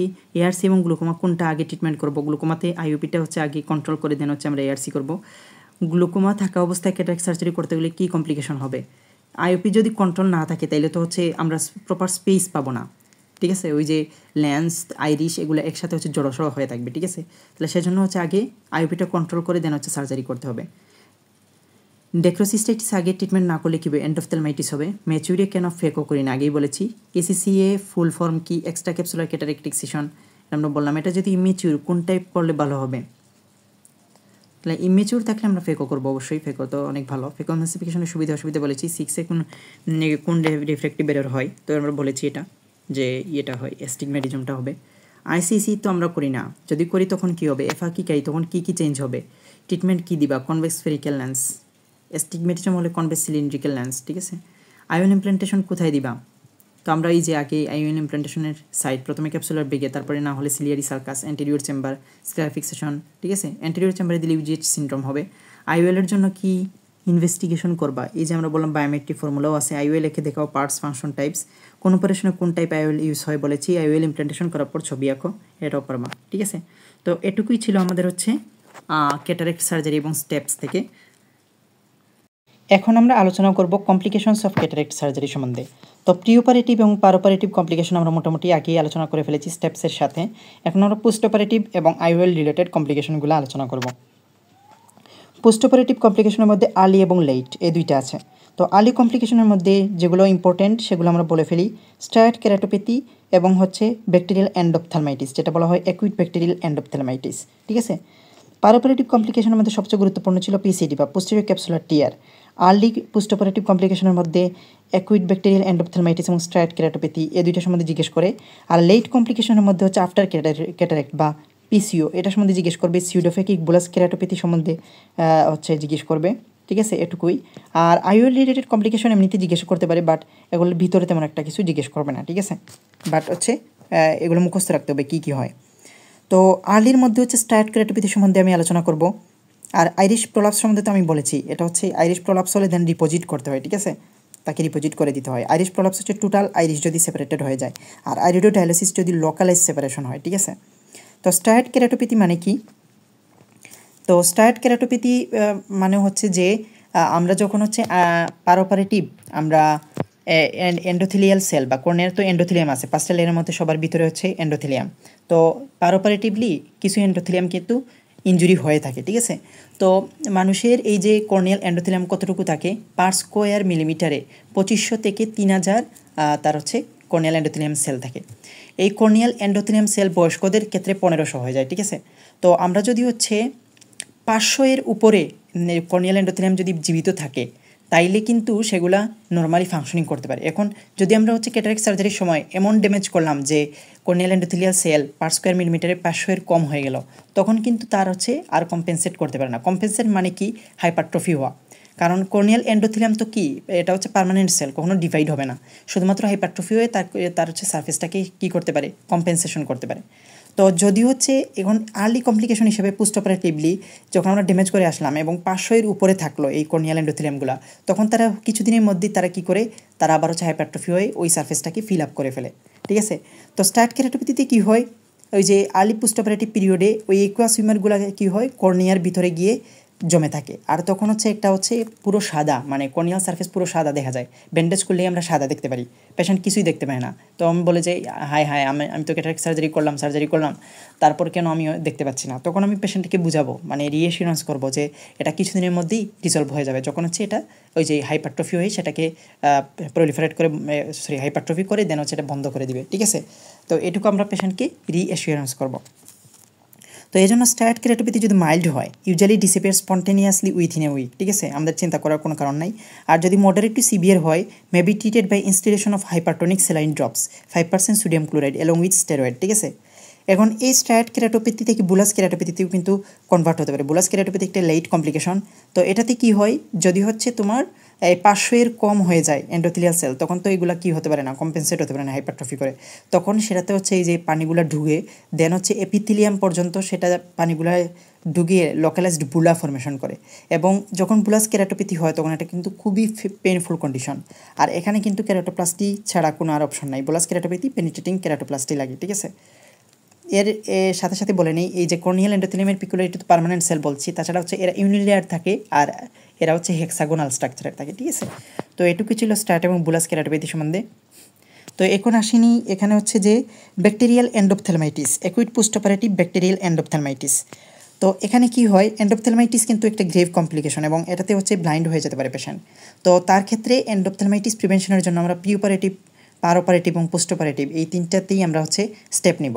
প্রি অপারেটিভ হচ্ছে এক্সক্লুড অ্যান্ড ট্রিট ইনফেকশন কোনো কন্ডিশন যদি থাকে, যেমন ক্রনিক ডেক্রোসিস্টাইটিস, কর্নিয়াল আলসার, কনজাংটিভাইটিস, এই ইনফেকশনগুলো কী করতে হবে, প্রথমে আমাদের কী করতে হবে, ট্রিট করতে হবে, দেন ক্যাটারেক্ট সার্জারি করব প্রি অপারেটিভ। তাহলে অপারেটিভলি আমরা কী করব, কোনো আরবিএস আছে মানে তার হচ্ছে ডায়াবেটিস মেলাইটাস আছে কিনা এগুলাকেও প্রি অপারেটিভলি আমরা ডায়াবেটিস মেলাইটাসও এক্সক্লুড করে ফেলবো, কারণ এটা তো একটা ইনফেকশনের একটা সোর্স, তাই না, ডায়াবেটিস মেলাইটাস, সেটা আমরা এক্সক্লুড করে নেব। অপারেটিভলি আমরা প্রপার অ্যাসেপ্টিক প্রিকশন নেব, যেমন 5% পভিডন আয়োডিন দিব, ঠিক আছে, স্টেরাইল ড্রেপিং করব, এগুলো সবই হচ্ছে এন্ডোপথেলমাইটিস প্রিভেন্টের জন্য, কারণ গ্রিপ কমপ্লিকেশন। পোস্ট অপারেটিভলি আমরা অ্যান্টিবায়োটিক আই ড্রপ দিব 4 times day for 7 to 10 days, ঠিক আছে। তো এটুকু হচ্ছে যে আমাদের হচ্ছে প্রিভেনশন এন্ডোপথেলমাইটিসের। তারপর ট্রিটমেন্ট আমরা কী দিব, যদি হচ্ছে এগুলোর পরেও পোস্ট অপারেটিভ এন্ডোপথেলমাইটিস ডেভেলপ করে, তাহলে আমাদের ট্রিটমেন্ট হবে অ্যান্টিবায়োটিক ইন অল রুট, ঠিক আছে। অল রুট মানে কি, এটা আমরা ওরালি দিব, আইভি দিব, টপিক্যাল দিব, সাবকনজাংটিভাল দিব, ইন্ট্রাভিট্রিয়াল দিব, মানে সব কিছু নিয়ে আমাদের হচ্ছে ঝাঁপিয়ে পড়তে হবে। তবে সবচেয়ে বেশি ইফেক্টিভ রুট কোনটা, ইন্ট্রাভিট্রিয়াল, ঠিক আছে। তো ইন্ট্রাভিট্রিয়াল রুটে আমরা কোন কোন অ্যান্টিবায়োটিক দিই, সেফটাজিরাম আর ভ্যাঙ্কোমাইসিন, ঠিক আছে। তো এগুলা দেওয়ার পরও যদি হচ্ছে এটা ইমপ্রুভ না করে, আমরা হচ্ছে refer to vitreoretinal surgeon, vitreoretinal সার্জারির কাছে রেফার করে দিলাম। সব কিছু করার পরেও যদি হচ্ছে আমাদের এই ইনফেকশনটা হচ্ছে কন্ট্রোল না হয়, তাহলে আমরা ইভিসারেশন করে নিব। ইভিসারেশন মানে হচ্ছে যে অ্যান্টেরিয়র আমরা 5/6, অ্যান্টেরিয়র 4/5 আমরা হচ্ছে স্ক্লেরার যে অংশ বা অল কোর্স অফ আইবল, ঠিক আছে, আমরা ফেলে দিব, ঠিক আছে। পোস্টেরিয়র 1/5 আমরা রাখবো, অপটিক নার্ভ আমরা রাখবো, ঠিক আছে, এগুলো আমরা নিব। আর পুরো আইবলটাই মোটামুটি হচ্ছে আমরা এক্সটেনশন করে দিব, যাতে হচ্ছে কোনো ইনফেক্টিভ ফোকাই আর না থাকতে পারে। তো এই পেশেন্ট তো ওই চোখ কিন্তু ব্লাইন্ড হয়ে গেল, ঠিক আছে। তাহলে এন্ডোপথেলমাইটিস একটা গ্রেভ কমপ্লিকেশন কিন্তু।